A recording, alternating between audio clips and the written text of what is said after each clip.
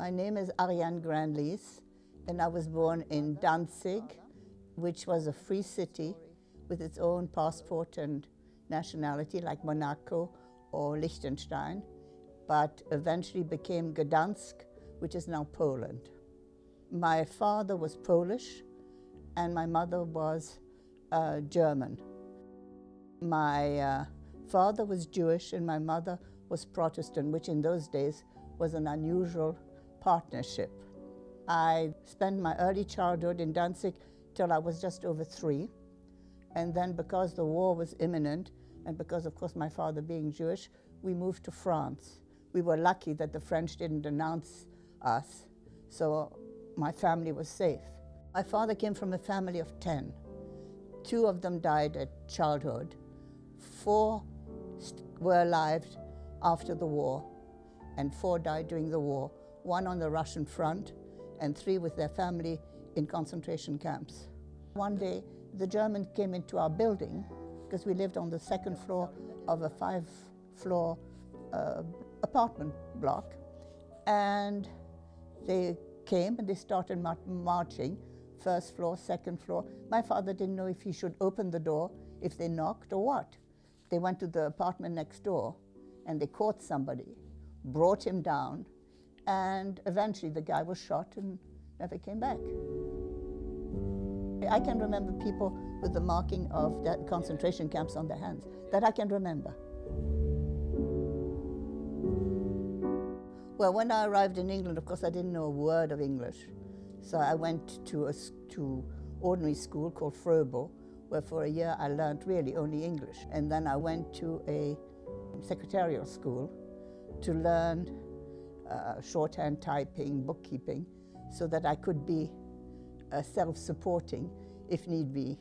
My father was a great believer that, you know, women should stand on their own 2 feet and not just spend their time cooking and looking after children. I worked selling tools, you know, the hammers for housing to build things. There I met my husband, and I married, and we had 3 children.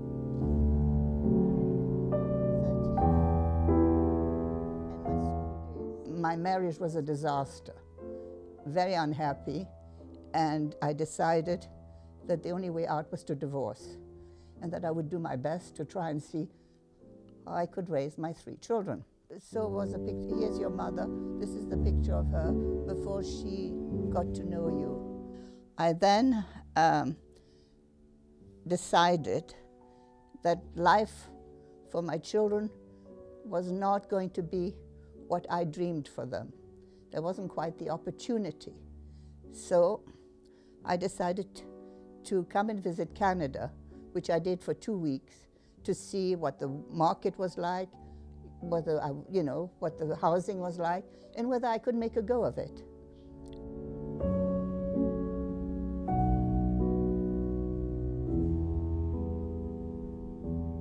I came back to England, applied for Canadian, to become a landed immigrant, and arrived with my 3 kids, aged at the time 16, 14, and 13, to Ottawa. It was the best thing I did in my life, but it was the most difficult, because I left all my friends, my parents. I was an only child, and I had a very small family, and I left them behind. And when I came to Canada after 10 years, I met, well, I had known the person before, but we finally got together, and we've been living for the last 30 years together in fairly happy harmony.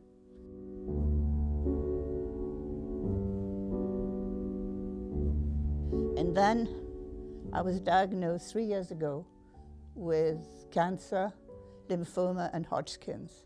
I was lucky to survive, but the problem was that it affected and damaged severely my lungs, the treatment, so that now I have only 30% of lung capacity.